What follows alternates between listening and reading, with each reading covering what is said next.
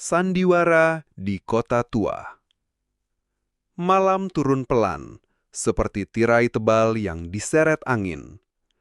Lampu-lampu kuning di gang Kota Tua menyala satu persatu, memantulkan warna madu di batu-batu yang aus.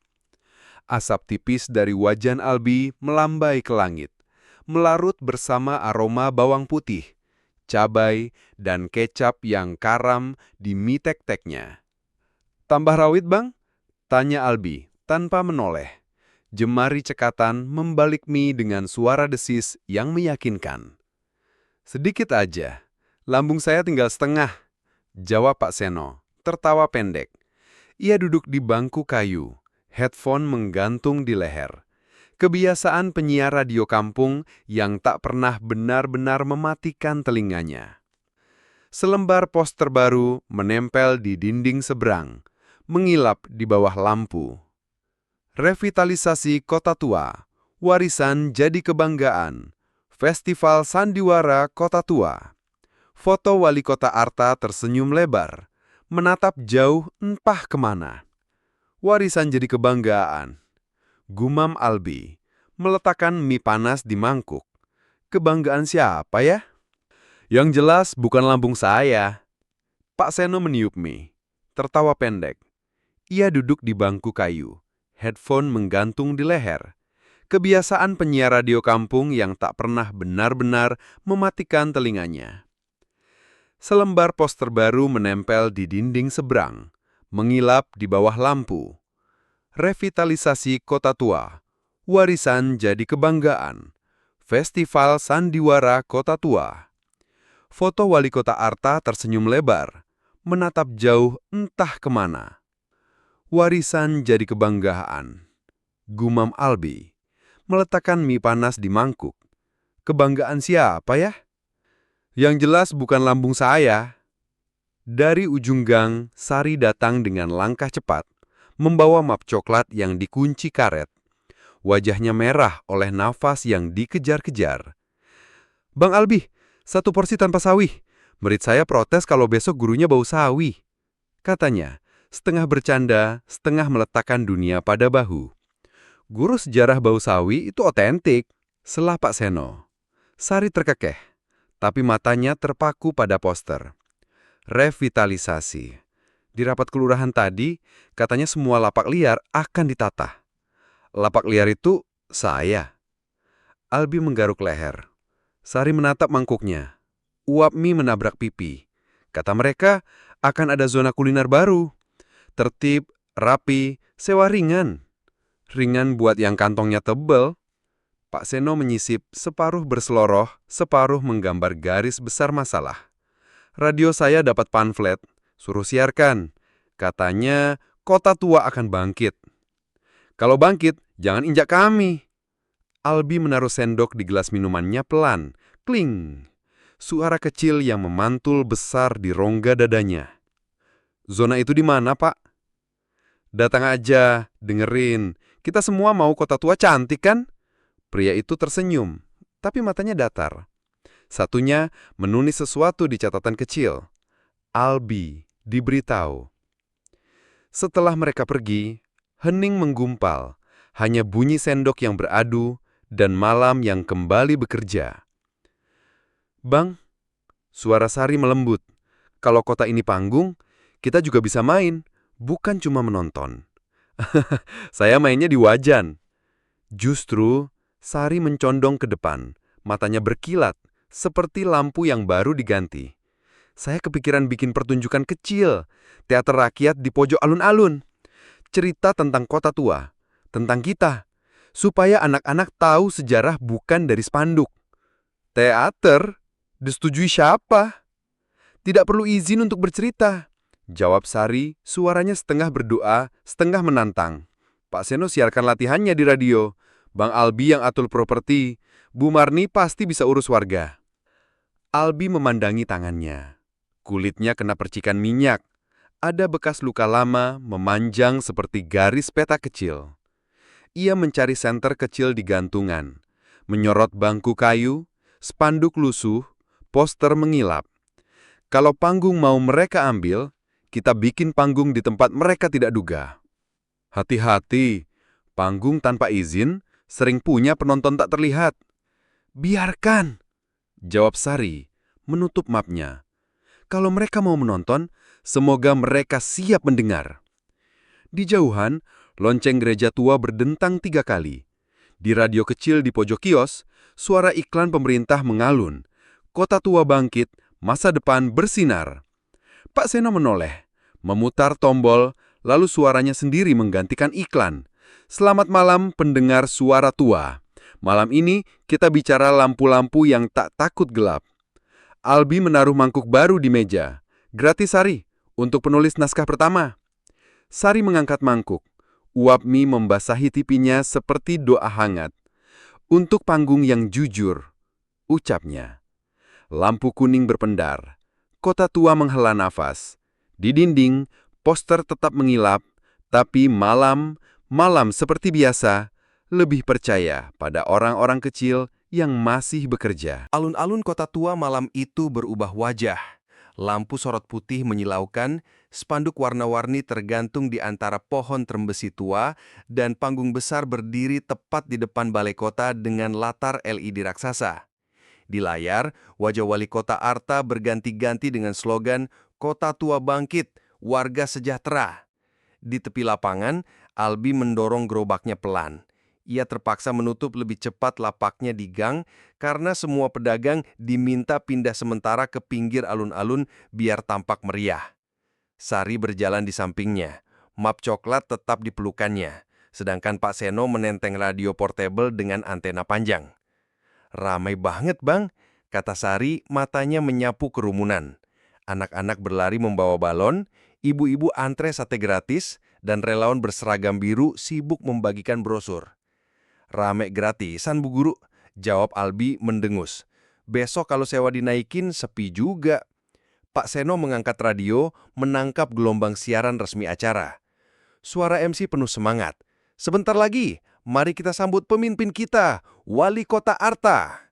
Teriakan, tepuk tangan, dan suara drum band menggelegar. Wali Kota Arta naik panggung, senyumnya sama lebar dengan yang di poster. Ia melambaikan tangan, lalu mulai pidato. "Saudara-saudaraku," katanya suaranya bulat, "kota tua adalah warisan. Kita akan jadikan tempat ini pusat wisata, pusat kebanggaan. Tidak ada lagi gang sempit kumuh, tidak ada lagi pedagang yang bingung mencari nafkah. Semuanya akan tertata, semua akan sejahtera." Sorak penonton membahana. Kamera televisi lokal menyorot wajahnya. "Sejahtera," katanya. Gumam Albi mengaduk sendok di gelas plastik berisi es teh. "Saya aja belum tahu lapak saya pindah kemana."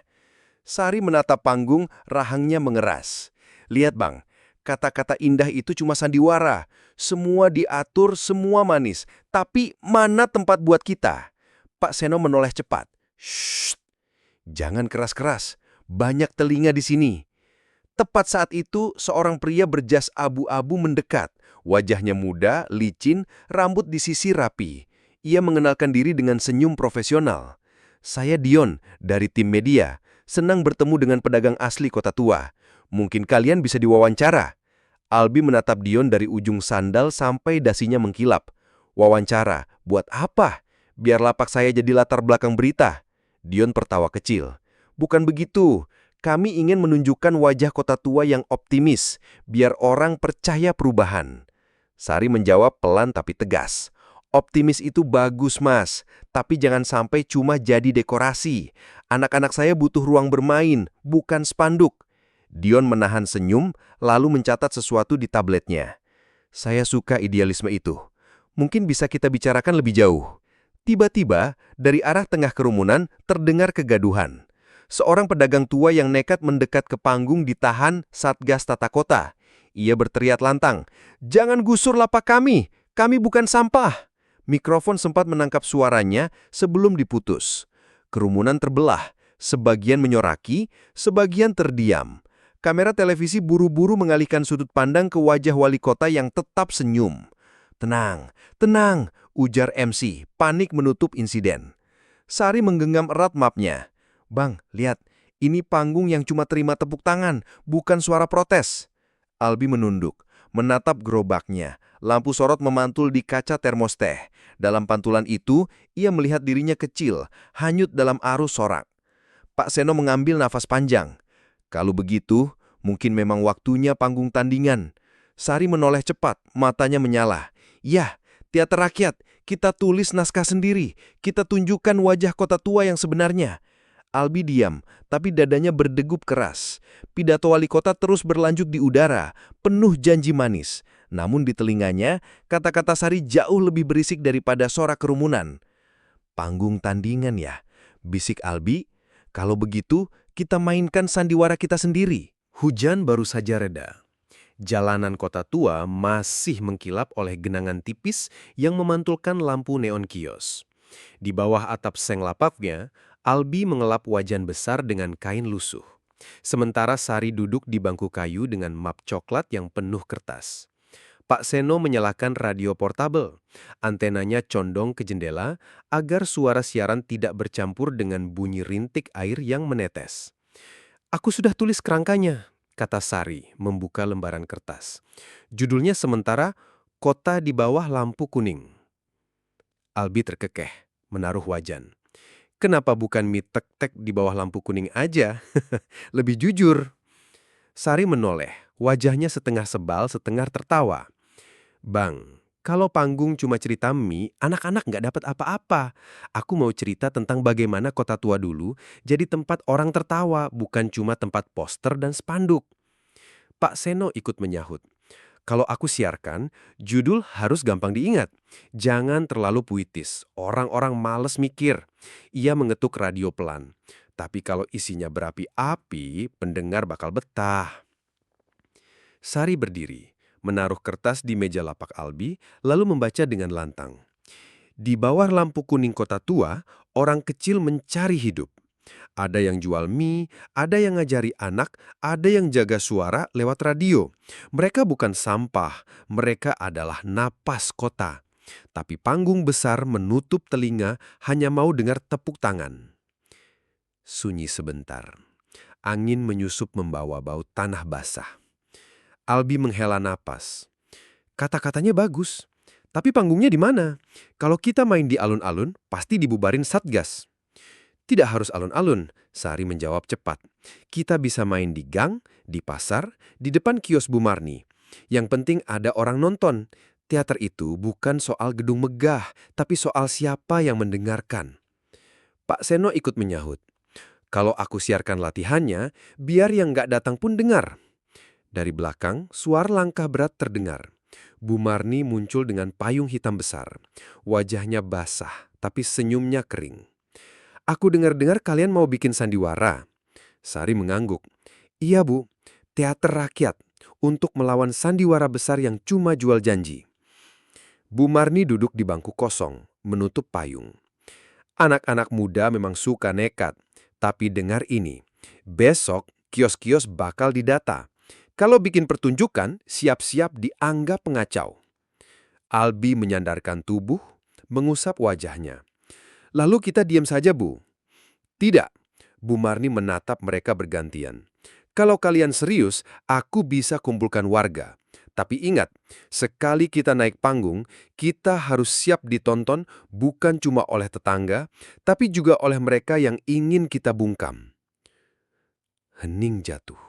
Hanya suara radio kecil yang memutar lagu lawas.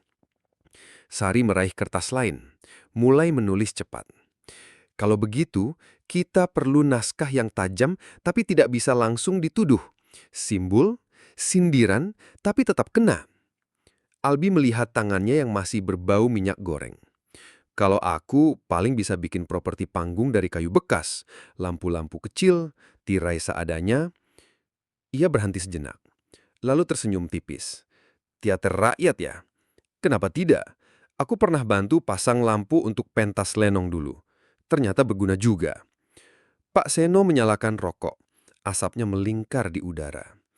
"Kalau begitu, sandiwara sudah punya aktor, penulis, dan tukang lampu. Tinggal sutradaranya." "Tidak ada sutradara," jawab Sari cepat. "Kita semua penulis. Panggung ini milik bersama." Mereka saling pandang, seolah malam ikut mendengar kesepakatan kecil itu. Dari kejauhan, lonceng gereja berdentang, kali ini 5 kali. Albi menghela napas. Matanya menatap genangan air di jalan yang memantulkan cahaya lampu kuning. "Kalau begitu," katanya, "besok kita mulai latihan. Biar mereka tahu, kalau mereka mainkan sandiwara, kita juga bisa." Siang itu, gang sempit di belakang kios fotokopi berubah jadi ruang latihan. Tirai seadanya dari kain bekas digantung antara dua tiang bambu. Kursi plastik disusun jadi bangku penonton. Anak-anak kecil duduk sambil mengunyah kerupuk, sementara beberapa pedagang berhenti sejenak untuk menonton. Albi sibuk mengatur lampu bohlam bekas yang ia sambungkan dengan kabel panjang ke stop kontak kios. Tangannya cekatan, seolah sedang kembali ke pekerjaannya dulu sebagai teknisi lampu jalan. "Kalau ini meledak, jangan salahin saya," katanya setengah serius. "Kalau meledak justru dramanya makin kuat," sahut Pak Seno, tertawa kecil. Radio portabelnya diletakkan di meja, siap merekam suara. Sari berdiri di depan membaca naskah yang ia tulis semalam. Suaranya jelas, meski gemetar tipis. Kota yang katanya bangkit, tapi justru membuat orang-orang kecil berlutut. Panggungnya tinggi, tapi lupa bahwa kaki penonton menakak di tanah yang sama. Seorang anak kecil bertepuk tangan, membuat Sari tersenyum. "Lihat, penonton pertama kita sudah paham," ujarnya. Namun dari ujung gang, sosok berjas abu-abu muncul, Dion. Ia berjalan perlahan, senyumnya licin seperti biasa. "Menarik," katanya menepuk tangan pelang. "Latihan sandiwara ya? Boleh saya ikut menonton?" Albi spontan berdiri di depan panggung kecil, tubuhnya jadi perisai. "Ini bukan untuk dokumentasi televisi, Mas." Dion mendekat, menurunkan suaranya agar hanya mereka yang dengar. "Kalian pintar. Panggung kecil, simbol kuat, suara rakyat. Tapi hati-hati, kalau terlalu keras, bisa dianggap provokasi. Kalian tahu resikonya?" Sari mengangkat dagu. "Resiko selalu ada, tapi kalau kami diam, kami kehilangan segalanya." Dion menatapnya sejenak lalu tersenyum tipis. "Saya bisa bantu. Kalau kalian mau, pertunjukan ini bisa masuk program resmi Festival Kota Tua. Ada panggung, ada izin, ada sorotan kamera. Kalian tidak usah takut dibubarkan." "Dan tidak usah takut kehilangan maksudnya," selap Pak Seno, sinis. "Kalau ikut panggung resmi, naskahnya pasti disensor." Dion tidak menjawab langsung. Ia hanya menatap Albi, seakan tahu siapa yang paling bisa dipengaruhi. "Pikirkan, Bi, daripada panggungmu digusur Satgas, lebih baik masuk acara besar. Aman, terjamin, bahkan mungkin untung." Albi terdiam.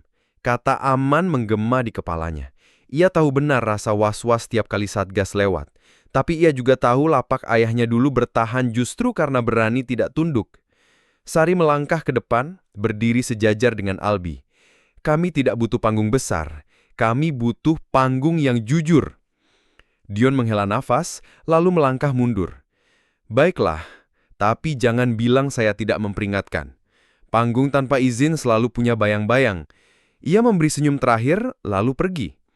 Setelah Dion menghilang di tikungan, suasana hening. Hanya suara kipas angin tua yang berdecit di kios sebelah. Bu Marni datang tergopoh-gopoh membawa kabar. "Hati-hati, kalian... Tadi saya dengar Pak Togar dan anak buahnya disuruh awasi. Mereka bilang ada kegiatan mencurigakan di gang belakang. Jangan sampai latihan ini jadi alasan buat mereka gusur lapak besok."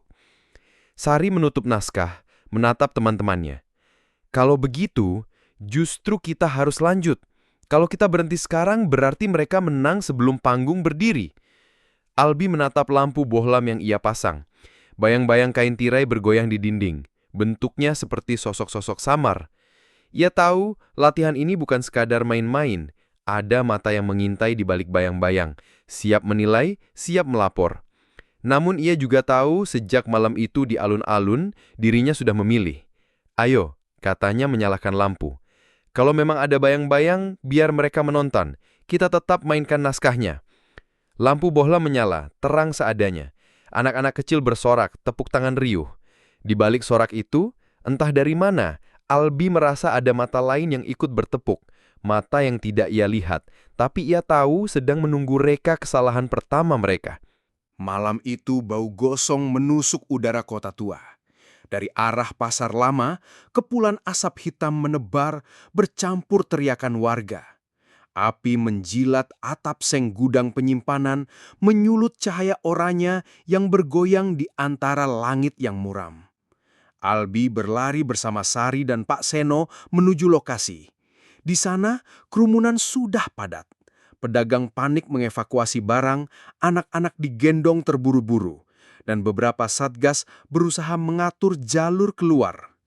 Sirine pemadam meraung, tapi jalan sempit membuat mobil sulit menembus.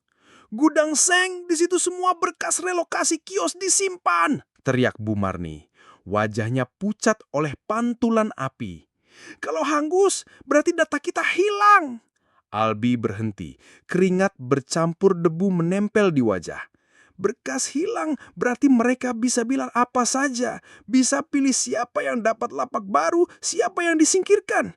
Sari menutup mulutnya dengan tangan. "Bang, ini bukan kebetulan. Semalam aku dengar pejabat kelurahan ribut soal daftar asli yang gak cocok sama daftar versi festival." Pak Seno mengangkat kamera kecil dari tasnya, merekam kobaran api. "Kalau bukti fisik hilang, setidaknya kita punya rekaman. Orang harus tahu kebakaran ini bukan cuma musibah." Di tengah hiruk-pikuk itu, muncul sosok tegap dengan rompi hitam. Pak Togar, koordinator keamanan pasar. Wajahnya tegang, keringat bercucuran, tapi matanya berputar cepat, seolah mencari sesuatu. Ia berteriak lantang, "Semua mundur! Jangan mendekat! Api bisa merembet!" "Pak Togar," Bu Marni menjerit, "kenapa gudang bisa terbakar? Bukannya tiap malam dijaga?" Togar tersentak lalu menjawab dengan suara serak. Saya nggak tahu. Mungkin korsleting, mungkin..." Suaranya melemah, lalu ia berbalik, menyembunyikan wajah. Albi melirik Sari. "Korsleting? Gudang seng kosong cuma ada kertas. Kabelnya pun dicabut sejak tahun lalu." Sari mengangguk, matanya menyipit. "Ini dibakar, disengaja." Api kian membesar, melahap atap seng hingga berjatuhan percikan besi panas. Warga menjerit, menarik diri lebih jauh. Di antara kepanikan itu, Dion muncul, berjas abu-abu yang kini sedikit kusut. Ia bicara cepat dengan seorang pejabat kelurahan, lalu mendekati Albi. "Ini bencana," katanya dengan nada pura-pura prihatin. "Tapi jangan khawatir, Albi. Pemerintah punya daftar cadangan. Semua sudah diatur. Tidak ada yang dirugikan." Albi menatap Dion dengan mata merah karena asap. "Daftar cadangan atau daftar yang sengaja dipilih?" Dion menghela nafas panjang. "Kamu terlalu curiga. Percayalah, ini semua demi kota tua yang lebih baik." Pak Seno tiba-tiba menodongkan kameranya. "Kalau benar demi kebaikan, kenapa aku dengar kau larang beberapa wartawan masuk? Takut mereka lihat kebetulan ini dari dekat?" Dion senyum tipis lalu melangkah mundur. "Hati-hati, Pak Seno. Kamera kecil kadang bisa menjerumuskan pemiliknya." Api akhirnya dipadamkan, meninggalkan rangka seng hangus dan abu yang berterbangan seperti salju kelam. Warga berdiri termangu, wajah mereka diselimuti arang dan kelelahan. Bu Marni mengusap matanya. "Habis sudah, bukti kita lenyap." Tapi Sari mengangkat map coklatnya yang selalu ia bawa. "Tidak semua. Aku sempat menyalin beberapa data dari arsip. Gak lengkap, tapi cukup untuk menunjukkan ada manipulasi." Albi menatapnya, campuran lega dan resah. "Kalau begitu, semakin jelas kita harus naik panggung. Kalau kita diam, mereka akan tulis naskah kita dengan api." Pak Seno menyalakan radionya. Suaranya bergetar, tapi mantap. "Besok malam suara tua akan siarkan kabar ini. Biarlah mereka sebut provokasi. Setidaknya orang tahu api ini bukan sekedar kebetulan." Di atas sisa puing gudang, asap mengepul ke langit, seperti tanda hitam yang tak bisa dihapus. Kota tua malam itu seperti panggung yang terbakar, dan semua orang tahu pertunjukan berikutnya tidak akan sama. Malam di kota tua lebih sunyi dari biasanya. Setelah kebakaran gudang seng, Satgas makin sering berpatroli, membuat warga merasa sedang diawasi dari balik setiap sudut. Lampu jalan menyala terang, tapi justru terasa seperti sorot panggung yang mencari siapa saja yang berani melawan naskah resmi. Di sebuah ruang sempit di lantai 2 kios fotokopi, Albi, Sari, Pak Seno, dan Bu Marni berkumpul. Radio portable Pak Seno terhubung ke antena buatan dari kabel tembaga yang menjulur keluar jendela. Di meja kayu, ada tumpukan kertas berisi naskah, segelas kopi hitam, dan rokok yang separuh terbakar. Resmi, siaran radio komunitas kita sudah dilarang, kata Pak Seno, menepuk-nepuk radionya. Tapi aku nggak akan diam. Kita bikin jalur baru. Frekuensinya beda, sinyalnya lemah, tapi cukup buat orang-orang di sekitar Kota Tua dengar. Sari menatap ragu. Kalau ketahuan? Pak Seno mengisap rokok dalam-dalam, lalu menghembuskan asap ke langit-langit. Kalau ketahuan, ya berarti siaran ini berhasil bikin mereka resah. Albi mengutak-atik bohlam meja, lalu bergumam. Kita nggak punya senjata, nggak punya uang. Yang kita punya cuma kata-kata. Kalau kata-kata pun dilarang, berarti kita harus makin kencang bicara. Bu Marni mengangguk mantap. Aku sudah kasih tahu warga, malam ini mereka dengar. Di warung kopi, di lapak, di rumah-rumah. Biar kecil, suara ini tetap suara kita. Sari membuka map coklatnya, mengambil lembaran baru. Aku sudah tulis naskah khusus untuk siaran, bukan hanya protes, tapi juga cerita, biar orang merasa ini bukan sekedar berita, tapi kehidupan mereka sendiri. Ia membaca dengan lantang. Ada api yang membakar gudang, tapi lebih besar lagi api yang membakar hati. Ada daftar yang hilang, tapi yang tidak pernah hilang adalah nama kita sendiri. Kota Tua bukan cuma catatan di arsip, tapi orang-orang yang masih bertahan di bawah lampu kuning. Pak Seno tersenyum tipis. Bagus, aku akan bacakan dengan suara penyiar biar sampai di telinga orang seperti nyanyian sekaligus peringatan. Tiba-tiba pintu kayu diketuk pelan, semua terdiam. Albi sigap mengambil besi kecil di sudut ruangan, Sari memeluk mapnya erat. Pintu terbuka perlahan, sosok rapuh dengan rambut putih panjang masuk. Nenek Kinasih, penjaga arsip museum kota. Ia membawa sebuah bundel kain. Aku dengar kalian mau bersuara. Kalau begitu, dengar juga suara dari masa lalu.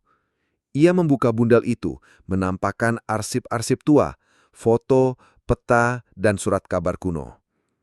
Ini catatan Kota Tua sejak zaman kolonial. Dulu pun rakyat pernah diusir, panggung mereka dipindah, tapi selalu ada yang menulis, ada yang bersuara. Jangan biarkan sejarah ini terulang tanpa saksi. Sari menatap kagum. Nenek, ini bukti yang tidak bisa terbakar.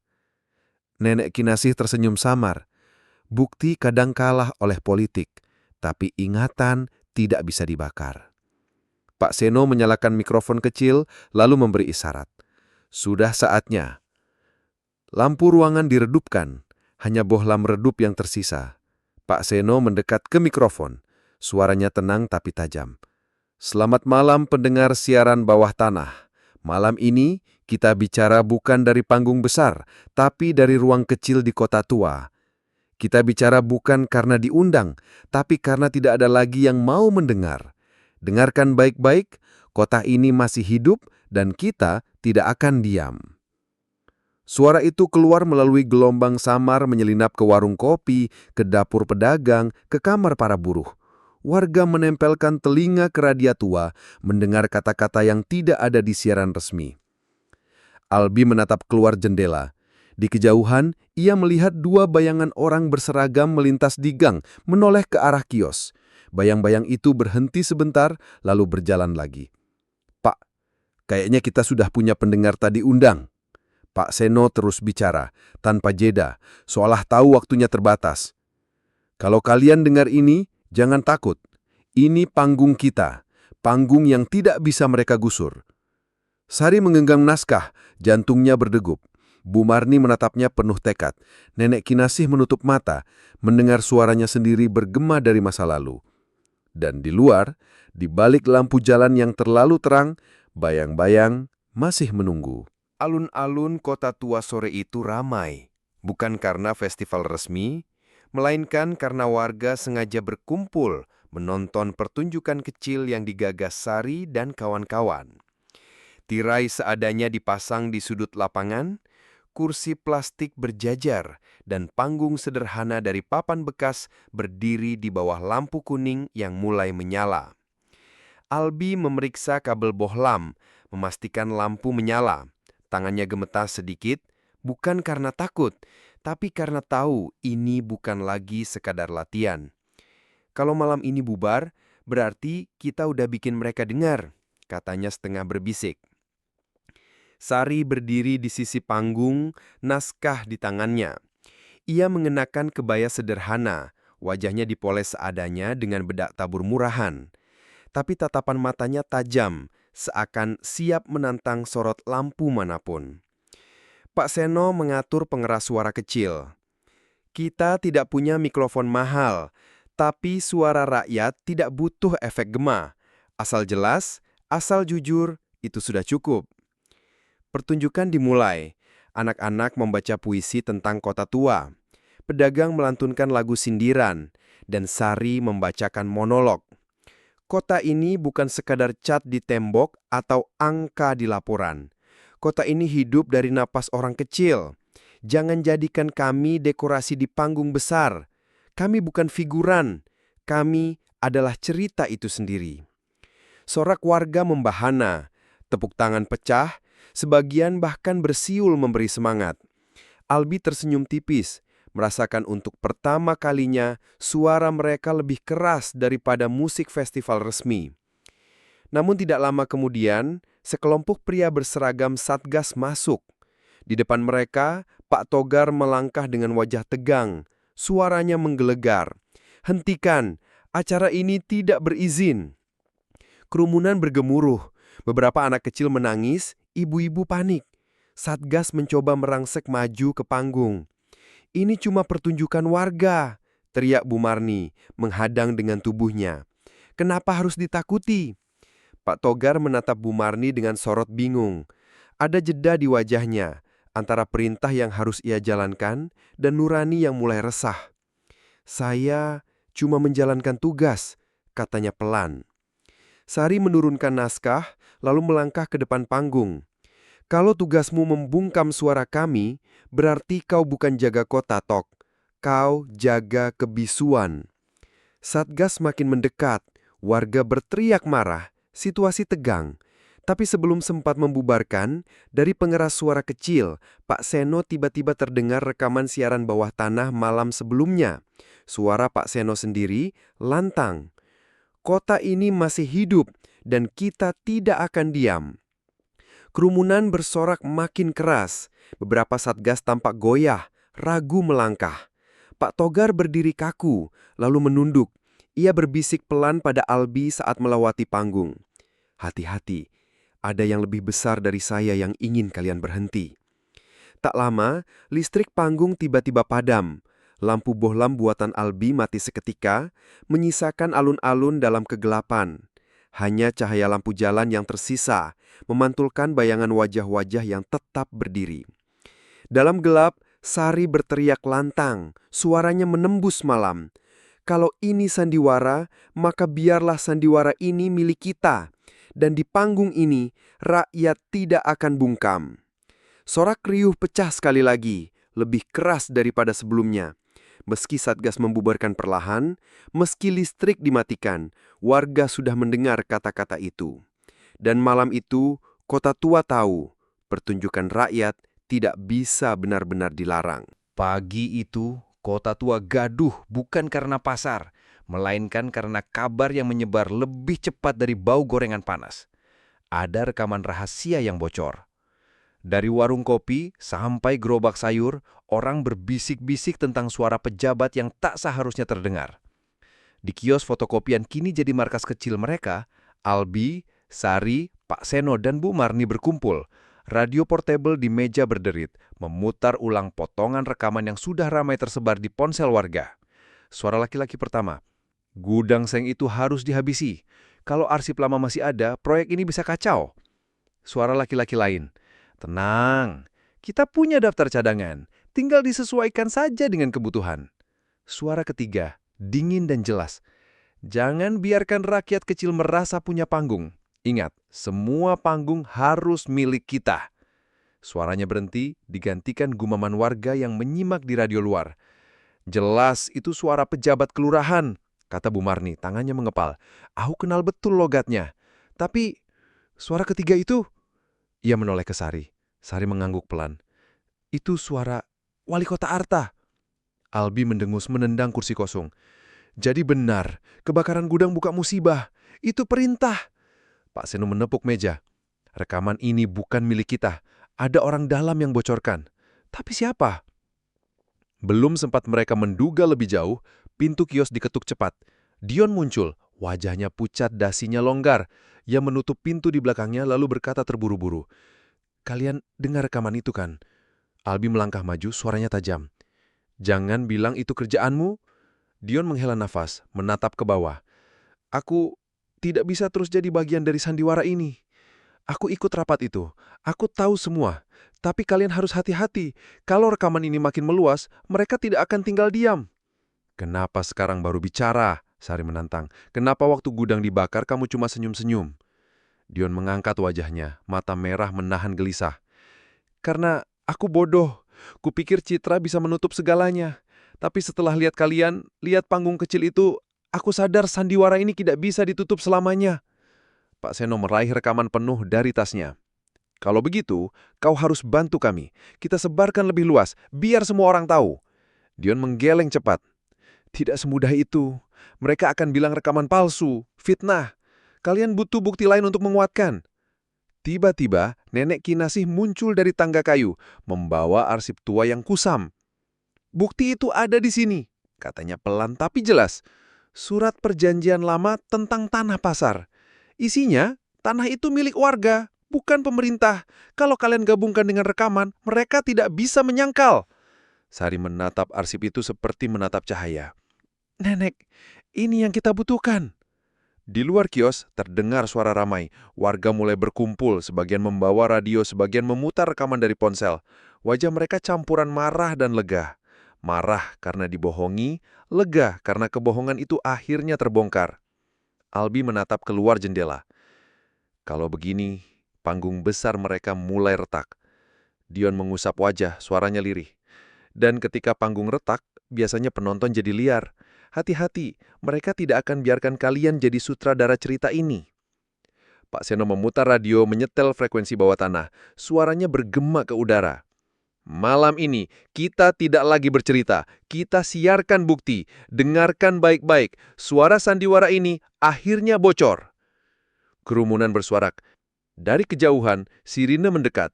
Kota tua bersiap karena pertunjukan belum berakhir. Malam itu, alun-alun kota tua penuh sesak. Bukan oleh festival resmi, melainkan oleh warga yang menolak diam. Radio bawah tanah menyiarkan rekaman bocor sepanjang hari.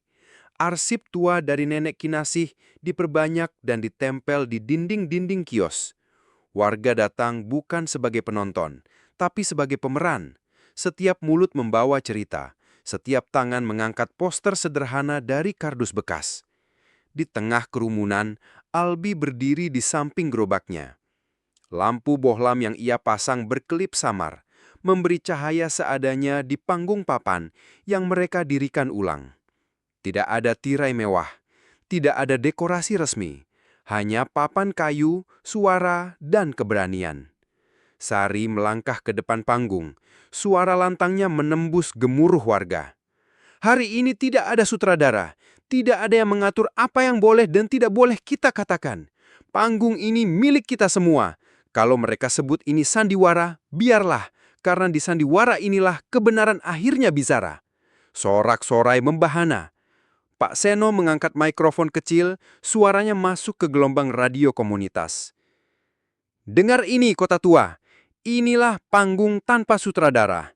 Di sini, semua orang boleh bersuara. Tidak ada peran kecil, tidak ada figuran. Semua adalah aktor utama. Bu Marni mengangkat arsip tua yang diperlihatkan Nenek Kinasih. Ini tanah kita. Bukan milik penguasa, bukan milik festival. Kalau mereka mau gusur, mereka harus gusur sejarah. Warga bersorak lebih keras, sebagian menangis, sebagian tertawa lega. Tiba-tiba, Barisan aparat datang. Sorot lampu senter menembus kerumunan. Suara komando terdengar. Namun kali ini, warga tidak bubar. Mereka tetap berdiri, rapat, menutup barisan depan panggung. Albi maju menyalakan lampu bohlam terakhir yang ia simpan. Cahaya kuning kecil itu menyorot wajahnya. Kalau panggung ini harus ditutup, biarkan aku matikan lampunya sendiri. Tapi sebelum itu, dengar, kita tidak butuh sutradara. Kita tidak butuh izin. Kita hanya butuh keberanian untuk terus bersuara. Aparat berhenti sejenak, terintimidasi oleh sorakan massa. Di antara mereka, Pak Paugar berdiri paling depan. Wajahnya tegang, tapi kali ini ia tidak mengangkat tangan memberi aba-aba. Ia hanya menunduk, seolah menyerah pada suara yang terlalu besar untuk dibungkam. Sari menutup naskahnya, lalu merobeknya perlahan. Tidak ada lagi naskah tunggal. Setiap orang bawa naskahnya sendiri. Setiap warga adalah penulis cerita kota tua. Suara tumpah ke udara. Teriakan, tawa, tangisan. Tidak ada musik latar, tidak ada pencahayaan mewah. Tapi malam itu, kota tua berdiri sebagai panggung tanpa sutradara. Tempat rakyat kecil akhirnya menulis cerita mereka sendiri. Dan ketika lonceng gereja tua berdentang 12 kali, semua orang tahu. Sandiwara ini belum selesai, tapi mereka bukan lagi figuran.